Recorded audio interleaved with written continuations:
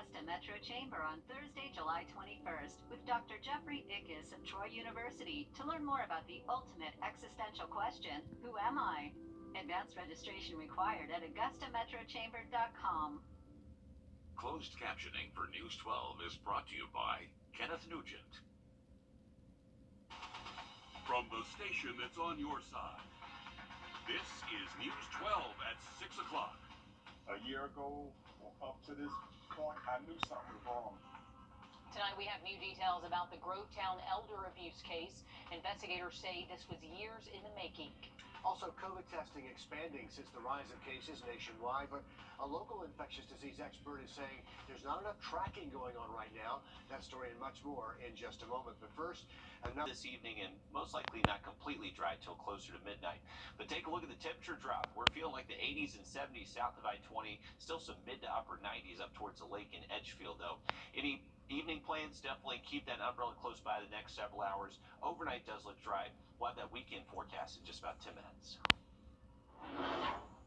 Giving a live look over in Aiken. This is the pro-choice rally that's just getting started. It's sponsored by the Aiken County Democratic Party, and it just started about 6 o'clock, but you can see there's already a lot of people gathering there. Earlier today, President Biden signed an executive order aimed at protecting abortion rights that would safeguard access to medication and emergency contraception, as well as protect patient privacy and boost legal options for those looking for services. Planned Parenthood says some of its clinics in North Carolina are already seeing a growing number of patients looking for abortions from South Carolina. And with even more restrictions or a total ban on the horizon in South Carolina, North Carolina's governor is taking steps to shield doctors who provide abortions and the patients they serve. State House reporter Mary Green explains how. In the days since the harmful Supreme Court ruling overturning Roe v. Wade, Planned Parenthood South Atlantic has referred more than a dozen South Carolina residents on average every day from our South Carolina health centers to our clinics in North Carolina. Even with its 6-week ban in place, South Carolina is likely to tighten up restrictions or totally ban abortions soon. And neighboring Georgia is trying to impose its own 6-week ban as quickly as possible. So the closest access to abortion services is in North Carolina, especially at clinics closest to the border. The executive order Governor Roy Cooper recently signed protects out-of-state abortion patients from extradition and prohibits some North Carolina agencies from cooperating in other states' investigations and prosecutions of patients who travel there for abortions or help someone do so.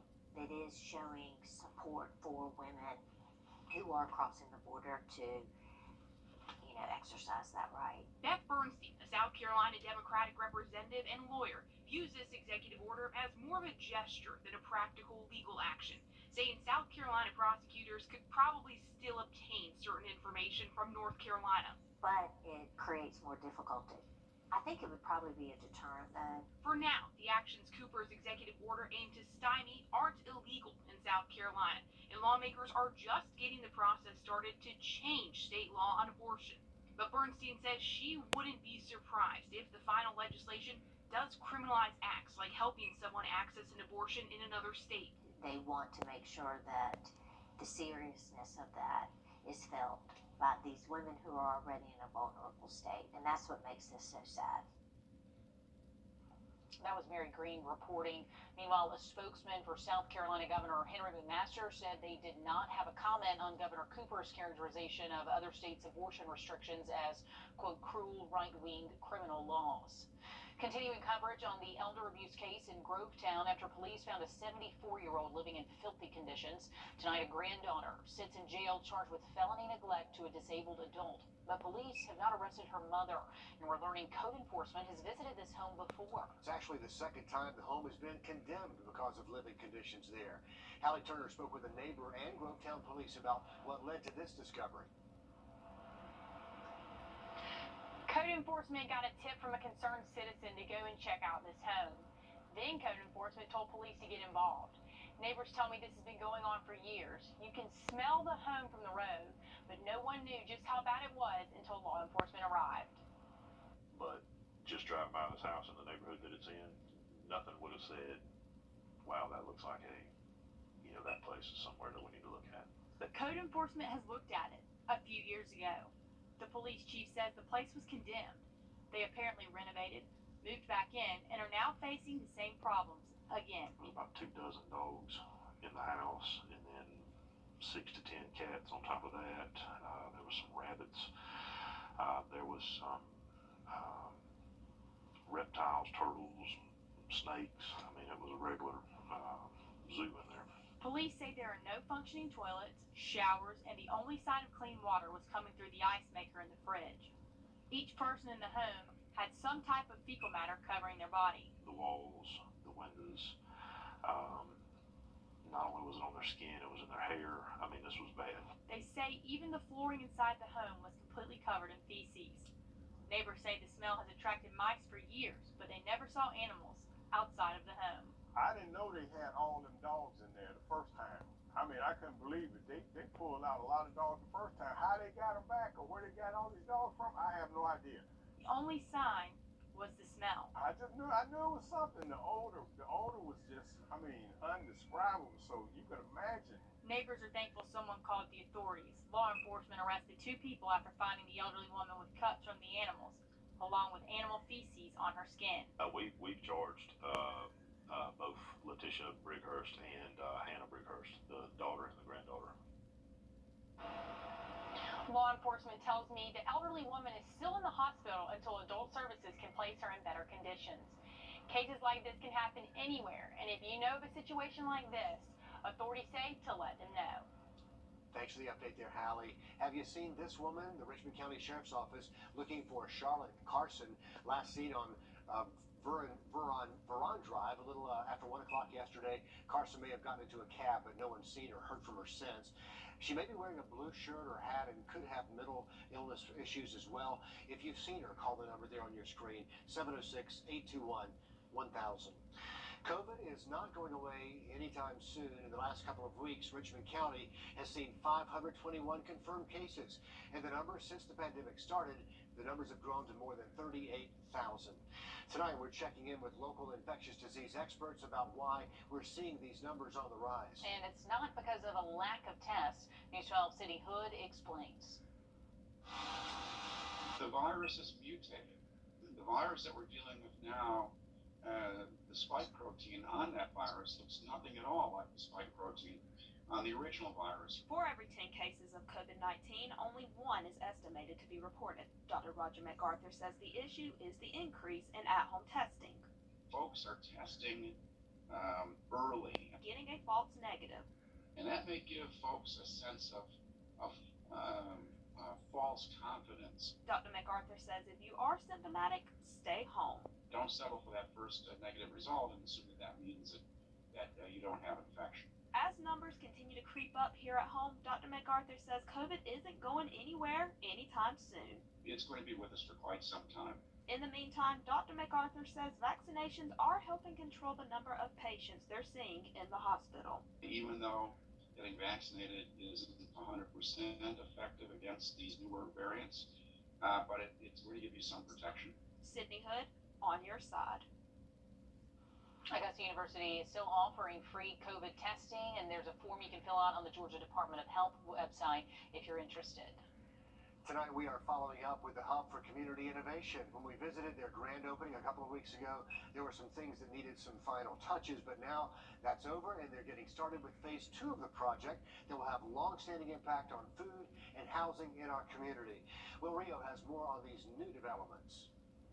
The organizations say that they're doing well and they're finally settling into their new home. The MCG Foundation says that these 2 buildings here is just the start of something much bigger happening in the heart of Augusta. 2 weeks ago, the ribbon was cut to open the Hub for Community Innovation. A lot of the entities that are in the hub now are kind of hitting the ground running. Brittany Boozer is the Director of Outreach and Inclusion for the MCG Foundation. She bridges the gap between the foundation and the community. We're on a mission to just increase that capacity and reach and touch as many community residents as possible. She says the nonprofits are looking to increase the amount of people using the hub now that they're settled in. It's just a real feeling. I think the opportunities are endless of like what resources we can bridge gaps between the community residents and services being provided. But there's more to this plan than just the hub. Phase 2 will include building a new facility where the Augusta University Annex 1 and 2 are. That's where the free COVID testing is on 15th Street. Our redevelopment is geared towards being a gateway for the university. They'll use the lot next door to the hub for a research facility. This will bring the downtown AU workers back to the campus. Phase 3 is still being worked on, but that includes adding a grocery store to the area too. Once the grocer's there, it'll open up that entire corridor for mixed retail, affordable housing, different things like that. All of this to help better serve the needs of the community. In Augusta, Will Rio on your side.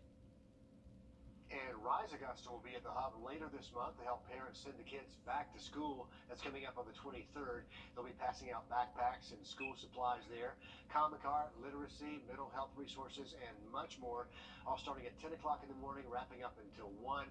We're going to remind you again when that time gets a little bit closer, but good things happening at the hub. Still to come, the magic of technology helping a stroke survivor get his life back on track. That story and much more coming up. Max radar active again this afternoon, and we'll likely see the high rain chances continue into the weekend forecast. We'll have an update for you just after the break. Time. Enough is enough. Some breaking news to pass along. All lanes of Gregory Lake Road are closed after a crash. Edgefield County Dispatch says it involved one vehicle that hit the guardrail there. We do know there are injuries in this crash. We're working to learn more about how that driver's doing, but we'll keep you posted. And we've been watching these live pictures coming out of Aiken right now. This is a pro-choice rally sponsored by the Aiken County Democratic Party, just kicking off right around 6 o'clock this evening. But earlier today, President Biden signed an executive order. That order is aimed at protecting abortion rights. It'll safeguard access to medication, emergency contraception, as well as protect patient privacy and boost legal options for those looking for those services. But people out rallying today for abortion rights, and you can hear and see them winding their way through Aiken as we speak. Talking weather now, and the chances for rain both this afternoon, and we have a weekend after we get through today's round of bad weather. Yesterday was pretty wild, Riley. Are we expecting more of the same? We are definitely. So it is going to stay active through the weekend, but luckily temperatures do get a little bit cooler Sunday and Monday afternoon in the mid-80s, back in the 90s though by next Tuesday, and those rain chances stay high the next 7 days. Occupational therapists at Piedmont Hospital are using robotics to help stroke survivors. This 38-year-old patient used to be a chef before a stroke, took the use of his arm, but with this new therapy, he can now cook, he can open water bottles, and play with his daughter again. And from there, I've been fighting for my independence in my life. At 11 o'clock tonight, we sit down with Michael Johnson and his occupational therapist to hear his full story on what this kind of technology can mean for other stroke survivors. To sports now, we've got golf here at home and across the pond, plus the Hawks bringing in a new big man. It's all ahead next with Nick. The live ice. How much money have you wasted trying to find just the right shade of foundation to match your skin tone? Now, there's Color Beauty Self-Adjusting Foundation. And here to tell us more about this revolutionary beauty product is beauty expert Angie Bruce. As this comes out of the bottle, it's white, and as I apply it, it releases color beads with pressure until it's the perfect color. And also, it's got this amazing silky, lightweight finish. It's never greasy, and you're not going to feel like you need to blot your face throughout the day because it's not shiny. It's really difficult for me to find a good tone foundation. I usually purchase about 3 or 4 and sometimes mix them. Color Beauty is a game changer in finding the right foundation. You put it on your skin and it transforms into your own skin tone. The Color Beauty foundation is so simple to put on. My skin looks great. It just looks awesome. Is it just one shade for all skin tones? It actually comes in light and medium. So if you've got fair skin or you burn more easily in the sun, go with the light. If you've got more of a darker skin color, go with the medium. It's weightless and it's full coverage. It literally just matches my skin as soon as I put it on. It's no work. I've never experienced a foundation like this. My biggest problem area is my cheeks. Color Beauty feels really light on my skin and it is pretty full coverage, so it looks like I don't have too much foundation on, but it is covering all my acne scars. I actually really love it. The other thing is it has really nice sun protection. This has SPF 50 in it. That's so much sun protection, but you don't feel feel like you have a bunch of sunscreen on your face. So I've never found another product that feels this good, that gives that much protection. And I've heard that Color Beauty is running a special promotion right now. Yes, order this 4th of July and get 40% off. You'll get the color adjusting foundation, the skin smoothing primer, and the fan favorite lash enhancer for thicker, longer looking lashes at 40% off. Plus, get free shipping. Visit color40.com or call the number on your screen. I'm Stacy. A little relief from the heat, not going to last long. Unfortunately, Tuesday back into the 90s, but those rain chances are staying pretty high over the next 5 to 7 days. Riley, thanks a lot. Also want to wish Nick the best as he starts a brand new relationship with his alarm clock. Yeah, he's not going anywhere, but he is going to be on the road a lot sooner in the mornings. On the road a lot sooner. Hey, Greg, our morning show starting Monday. Congratulations on that. Yeah, congrats. It's been super fun being sports director these last 8 months, but excited for the new opportunity. Not excited for those early wake-up calls, but I'm going to miss this crew right here. But I'm excited to get Zana and Tim up. You can always stay up and watch us late. Yeah, that's true. I'll sleep like 1 to 9 or 1 to 10, wake up in time for the show. We're going to catch up one more time with you at 11 o'clock, but congratulations on that. And we'll be back top of the hour, 7 o'clock.